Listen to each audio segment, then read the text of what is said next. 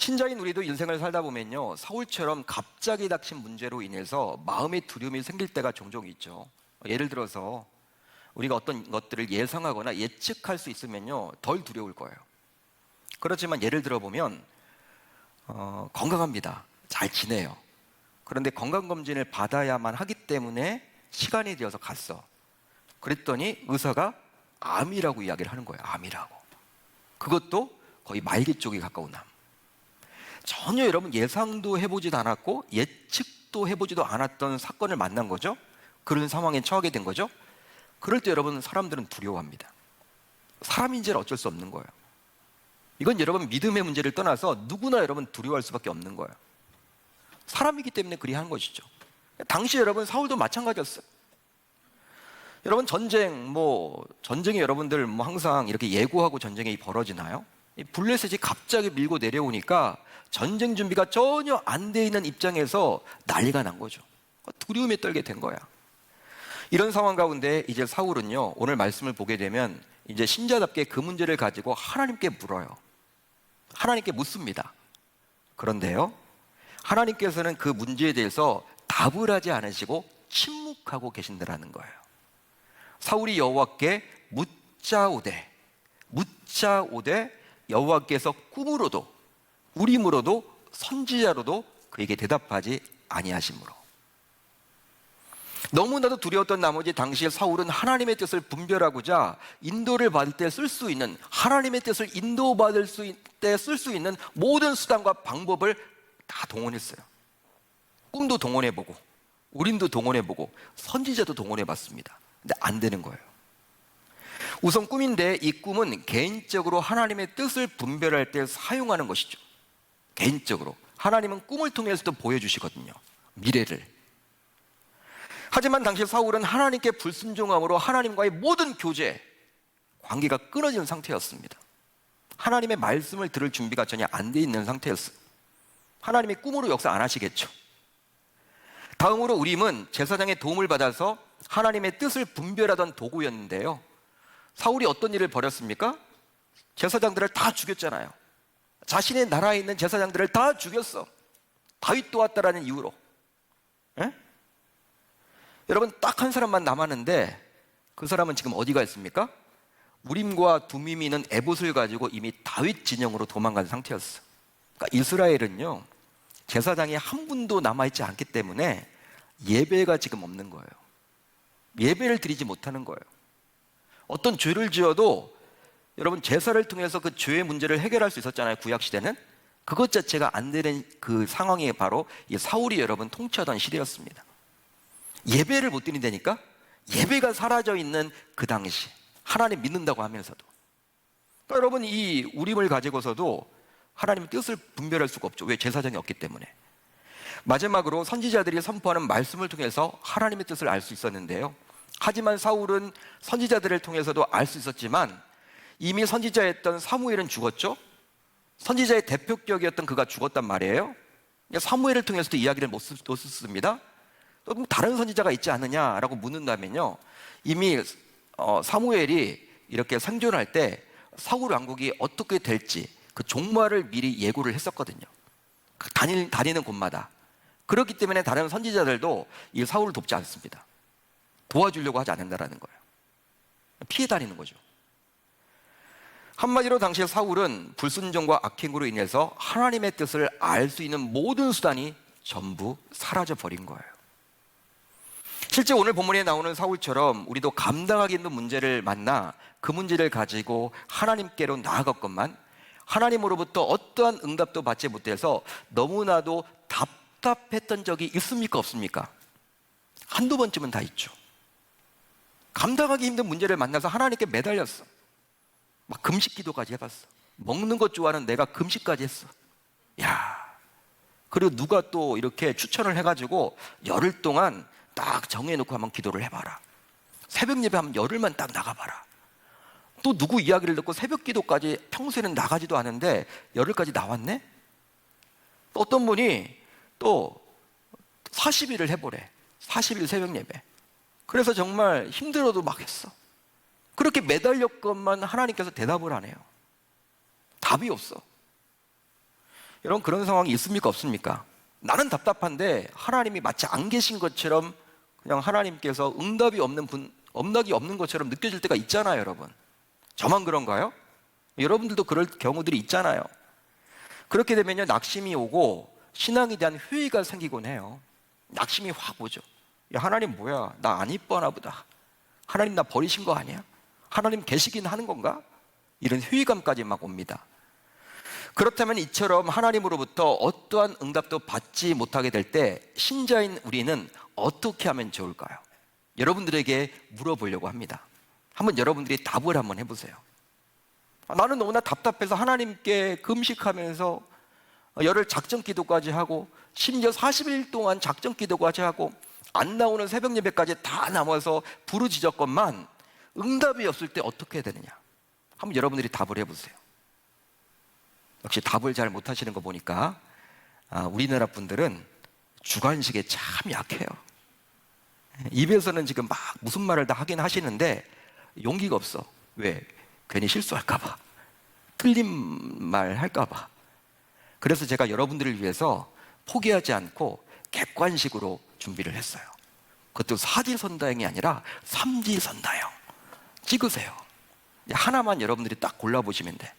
이건 하실 수 있죠? 반응이 전혀 없으세요? 이건 하실 수 있잖아요, 여러분들.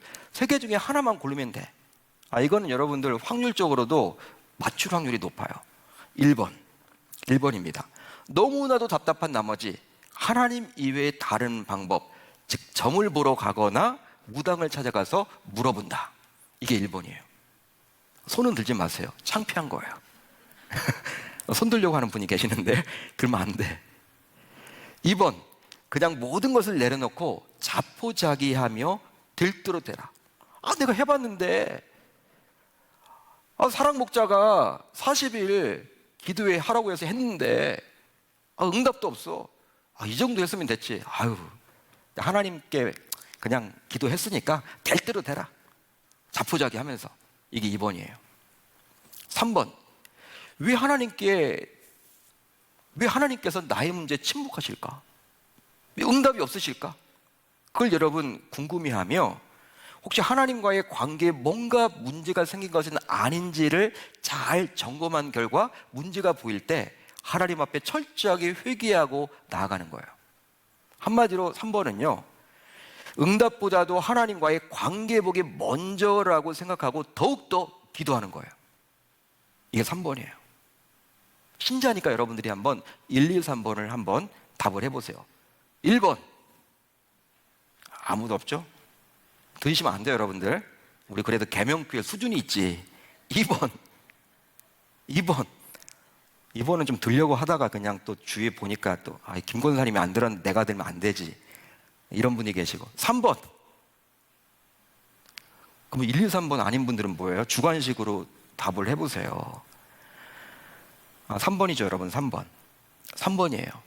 만약 여러분 가운데 1번을 고른 분이 있다면 무엇입니까? 이런 분들은 10글자로 뭐라고 하냐면 신자처럼 보이는 불신자예요.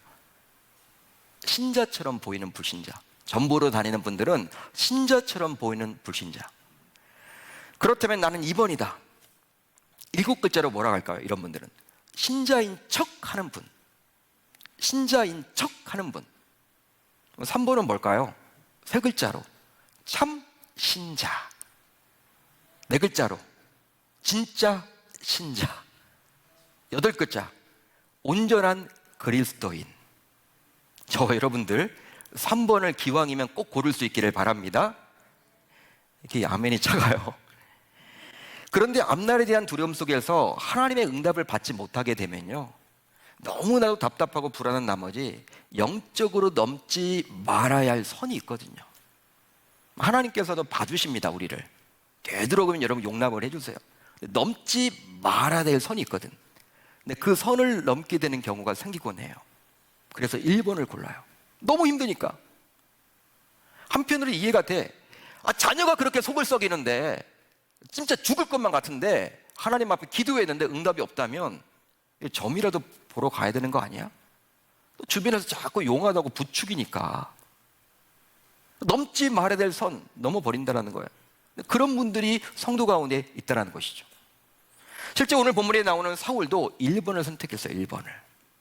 자, 오늘 본문 7절을 볼까요? 같이 한번 읽어봅니다. 7절 시작. 사울이 그의 신하들에게 이르되 나를 위하여 신접한 여인을 찾으라. 내가 그리로 가서 그에게 물으리라 하니 그의 신하들이 그에게 이르되 보소서 엔돌에 신접한 여인이 있나이다. 여러분, 율법을 보면요, 하나님께서 신접한 자와 박수를 추종하는 자들을 얼마나 증오하시는지를 우리가 알 수 있습니다.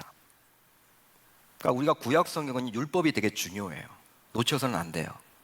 자, 레위기 20장 6절을 볼까요? 하나님은 이렇게까지 이야기를 하셨습니다. 접신한 자와 박수무당을 음란하게 따르는 자에게는 내가 진노하여 그를 그의 백성 중에서 끊으리니. 하나님의 말씀이에요.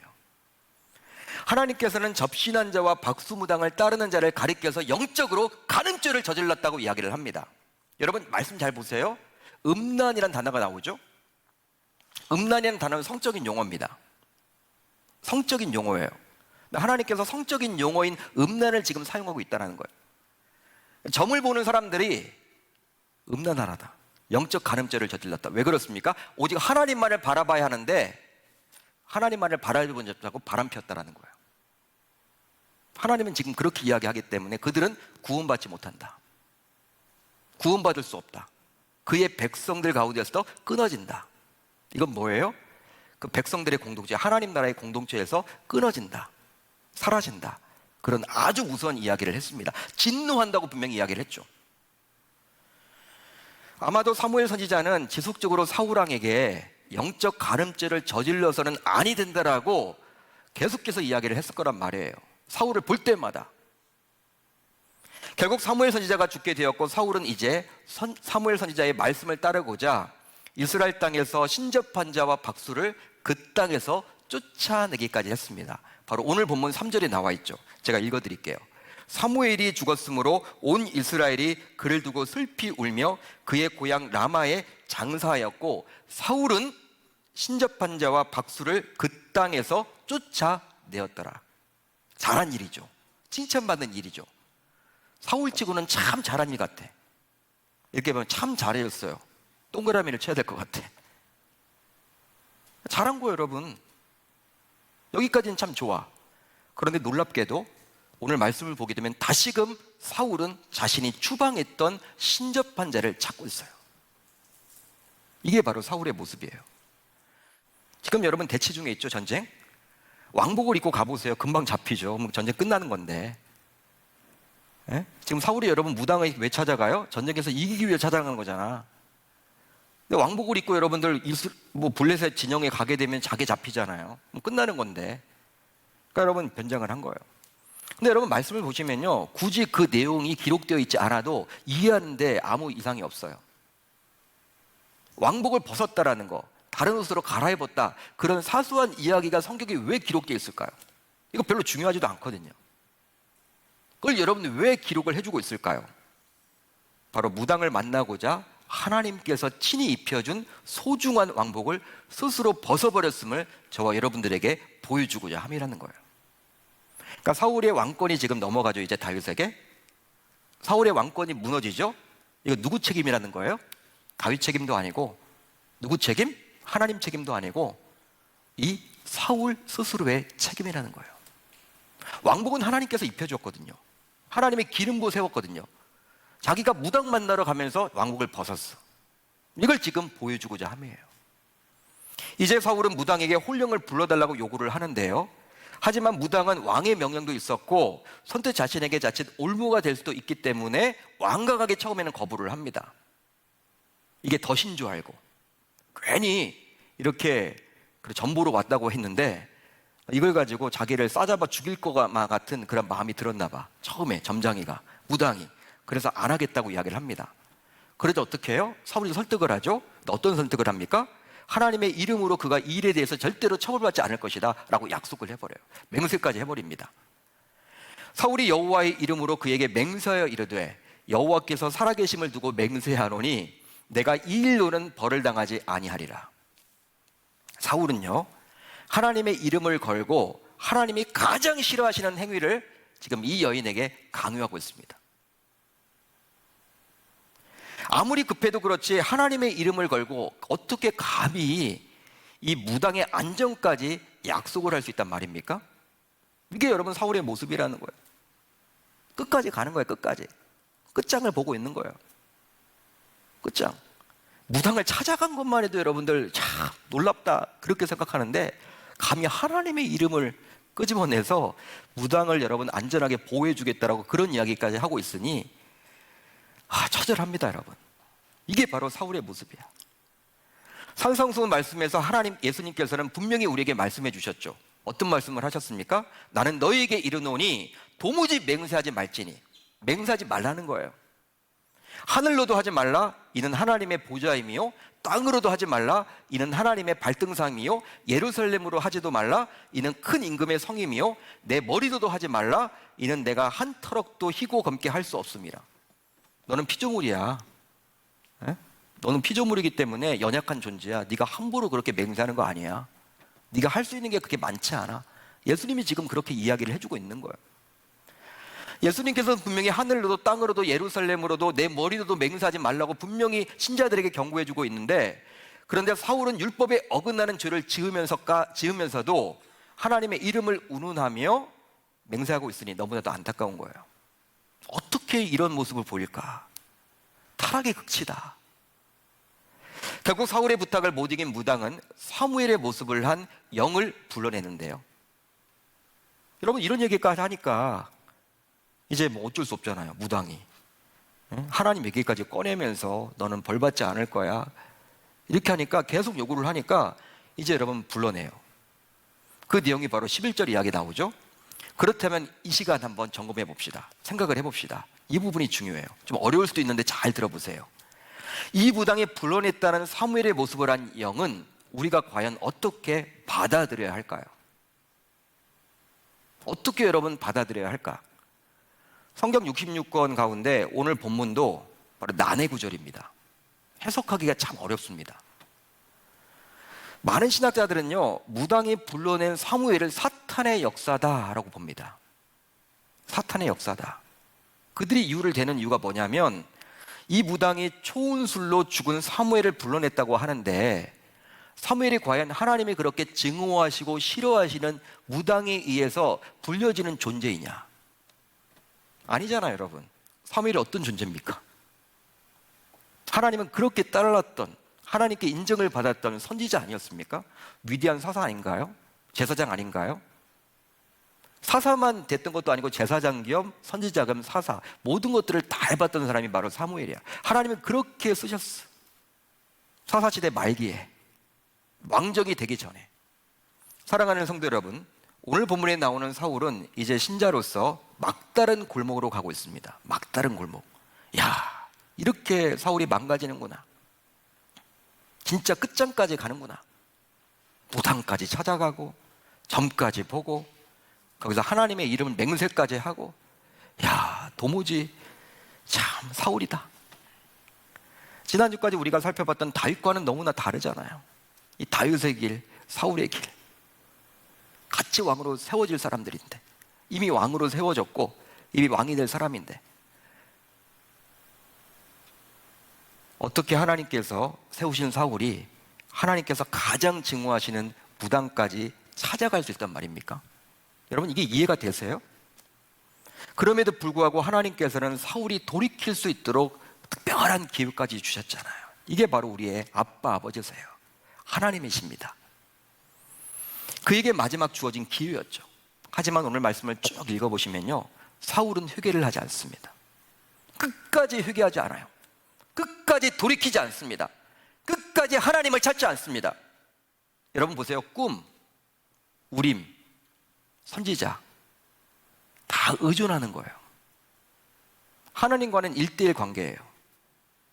하나님을 찾아야죠. 부르짖어야죠. 만나야죠. 뭘 통해서만 만나려고 해. 이게 바로 사울의 모습이었어. 회개도 안 해요. 하나님이 그렇게 마지막 기회를 주셨는데, 사무엘 선지자를 떠올리게 해서 그 영을 보내서 마지막으로 회개할 기회를 줬음에도 불구하고 이 사울은요, 그냥 절망만 해요. 낙심만 해요. 큰 충격을 받았을 뿐이에요. 큰 충격. 여러분, 후회랑 회개는 다릅니다. 우리가 어떤 것들을 후회하죠. 근데 후회랑 회개는 다른 거예요. 근데 지금 후회 정도만 하고 있다는 거예요. 결과적으로 사울은 하나님으로부터 죽음을 선고받게 되었죠. 이런 사울의 모습은 하나님께 불순종하고 하나님을 버리는 사람의 추후가 어떤지를 잘 보여줍니다. 따라서 이런 비참한 사울의 모습을 보면서 우리는 우리의 신앙을 다시금 점검해 봐야만 하는 거예요. 사울 따로 나 따로가 아니야. 사울을 보면서 나일 수도 있구나. 나의 모습일 수도 있구나. 나도 교회 안에서는 다윗처럼 살다가 교회 밖에 나가면 사울처럼 살아가는구나. 이게 나구나. 발견할 수 있어야 하는 거예요. 여러분, 점검해 봐야 하는데 가장 중요한 하나님과의 관계, 그 관계가 과연 어떠한지를 우리는 세심하게 살펴봐야만 합니다. 사울의 인생을 보세요. 문제가 생기면 그때만 하나님 찾아요. 우리는 그렇지 않습니까? 하나님은 우리와 관계를 맺기를 원해요. 근데 우리는 하나님의 능력만을 원해. 하나님의 응답만을 원해. 하나님과 우리는 친밀한 교제를 하나님은 원하시는데, 더 그걸 기뻐하시고 더 원하시는데, 매일매일 말씀과 기도 생활을 통해서 하나님과 친밀한 교제를 더 기뻐하시는데, 여러분, 그런 분들도 계시잖아요. 매일매일 우리가 하나님과의 깊은 교제 속에 나아가는 분들은요, 생각만 해도 응답을 받는데, 생각만 해도 응답을 받아요. 나 이거 필요한데 하나님이 주세요. 하나님이 주신다라는 거예요. 하나님은 이미 주실 준비가 다 돼 있는데, 우리는 관계는 별로 하나님 중요시 여기지 않고 막 살다가 어떤 문제를 만나면 그 문제만 가지고 하나님께 나아가는 거예요. 워밍업이 필요한데, 하나님은 우리들을 진짜 기뻐 받아주시려고 하는데, 그래도 여러분, 하나님도 인격적인 분인데, 우리가 여러분 하나님을 섭섭하게 했다면, 여러분, 하나님이 이제 어떻게 해야 돼요? 이제 관계를 여러분 회복시켜야죠. 그게 먼저죠. 그게 우선이죠. 관계 회복 다음에 응답이 있는 거예요. 할렐루야. 근데 우리는 그것들을 놓치죠. 자꾸 문제 있을 때만 하나님을 찾아요. 사울이 바로 그런 모습이었습니다. 그렇지만 다윗은 어때요? 비록 광야 생활을 가운데 있지만, 오늘 뭘 먹고 살아야 될까 고민하지만, 뭘 먹고 살아야 될까 그 고민하는 가운데 하나님을 떠올리죠. 하나님이 주셔야지. 하나님이 나에게 은혜를 주셔야지. 관계가 단절되어 있다면요, 우리가 힘이 들 때 하나님께 그 문제를 가지고 나아가더라도 하나님으로부터 어떠한 답을 기대할 수 없기 때문에 이 관계 회복이 신앙생활에서 가장 중요함을 저와 여러분들은 기억할 수 있기를 바랍니다. 따라서 항상 말씀 앞에 자신을 비추어서 하나님과의 관계에 막힘이 없도록 모두 힘써야만 하겠습니다. 그렇게 함으로 사울처럼 비참한 인생이 되지 않겠노라고 다짐하고 결단하는 저와 여러분들 모두 다 되실 수 있기를 우리 주님의 이름으로 축원합니다.